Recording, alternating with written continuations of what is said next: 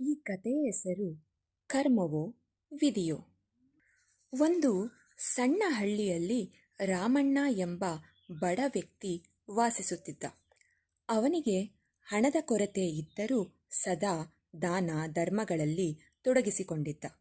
ಒಂದು ದಿನ ಅವನ ಹತ್ತಿರ ಒಬ್ಬ ಸ್ನೇಹಿತ ಬಂದು ಹೇಳಿದ, ಅಲ್ಲ ರಾಮಣ್ಣ, ನೀನು ಎಷ್ಟು ಒಳ್ಳೆಯ ವ್ಯಕ್ತಿ, ಒಳ್ಳೆಯ ಕೆಲಸಗಳನ್ನು ಮಾಡುತ್ತಿದ್ದೀಯ. ನಿನ್ನ ಜೀವನದಲ್ಲಿ ಬಡತನವೇ ತುಂಬಿದೆ. ಇದು ನಿನ್ನ ವಿಧಿ.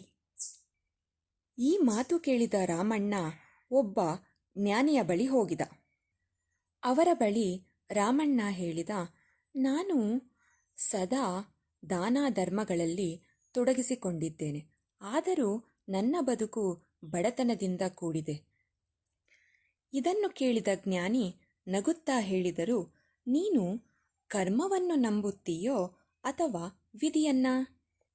ಇದನ್ನು ಕೇಳಿದ ರಾಮಣ್ಣ ಕಾತುರದಿಂದ ಹೇಳಿದ, ನಾನಿಷ್ಟು ದಾನ ಧರ್ಮ ಮಾಡಿದರೂ ಬಡವನಾಗಿದ್ದೇನೆ, ಇದು ನನ್ನ ವಿಧಿಯೇ.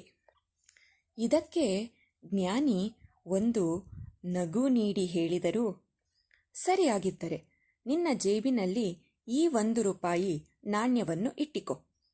ನಾಳೆ ಬೆಳಿಗ್ಗೆ ನೀನು ಇದನ್ನು ಮೊದಲು ಯಾರಿಗಾದರೂ ದಾನ ಮಾಡು. ರಾಮಣ್ಣ ಮರುದಿನ ಬೆಳಿಗ್ಗೆ ಆ 1 ರೂ ನಾಣ್ಯವನ್ನು ದಾನ ಮಾಡಿದ. ನಂತರ ಆ ದಿನ ಅವನಿಗೆ ನಿರೀಕ್ಷೆಗೂ ಮೀರಿ ವ್ಯಾಪಾರವಾಯಿತು. ಹಣವನ್ನು ಜೋಡಿಸಿಕೊಂಡು ಇಟ್ಟುಕೊಂಡ. ಅವನು ತುಂಬ ಸಂತೋಷದಿಂದ ಮತ್ತೆ ಆ ಜ್ಞಾನಿಯ ಬಳಿಗೆ ಹೋದ. ಗುರುಗಳೇ, ಇದು ಹೇಗೆ ಸಾಧ್ಯ? ಅದಕ್ಕೆ ಜ್ಞಾನಿ ಹೇಳಿದ, ನಿನ್ನ ವಿಧಿ ಬಡತನವನ್ನು ಕೊಟ್ಟರೂ ನಿನ್ನ ಕರ್ಮ ಅದನ್ನು ಬದಲಾಯಿಸಬಹುದು. ಒಳ್ಳೆಯ ಕರ್ಮ ಮಾಡುವುದರಿಂದ ವಿಧಿಯ ಆಳವನ್ನು ನೀನು ಸ್ವಲ್ಪ ಬದಲಿಸಬಹುದು. ಒಂದು ಪುಟ್ಟ ಕತೆ ಎಷ್ಟು ದೊಡ್ಡ ಸಂದೇಶ ಕೊಡ್ತು ಅಲ್ವಾ ಫ್ರೆಂಡ್ಸ್? ನಾವು ಒಳ್ಳೆ ರೀತಿಯಿಂದ ಜೀವನ ನಡೆಸಿದ್ರೆ, ಒಳ್ಳೆ ಕರ್ಮಗಳನ್ನು ಮಾಡಿದ್ರೆ, ನಾವು ಮಾಡುವಂಥ ಒಳ್ಳೆ ಕರ್ಮಕ್ಕೆ ನಮ್ಮ ವಿಧಿಯನ್ನು ಕೂಡ ಒಳ್ಳೆ ರೀತಿಯಲ್ಲಿ ಬದಲಾಯಿಸ್ಕೋಬೋದು.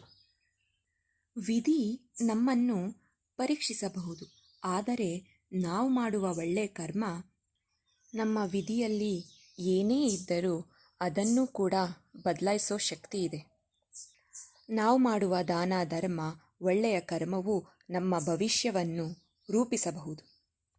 ಈ ಕತೆ ನಿಮ್ಮೆಲ್ಲರಿಗೂ ಇಷ್ಟ ಆಯಿತು ಅಂತ ಭಾವಿಸ್ತೀನಿ. ಪ್ಲೀಸ್ ನಮ್ಮ ಚಾನಲ್ನ ಸಬ್ಸ್ಕ್ರೈಬ್ ಮಾಡ್ಕೊಳ್ಳಿ, ಲೈಕ್ ಮಾಡಿ, ಕಮೆಂಟ್ ಮಾಡಿ. Thanks for watching.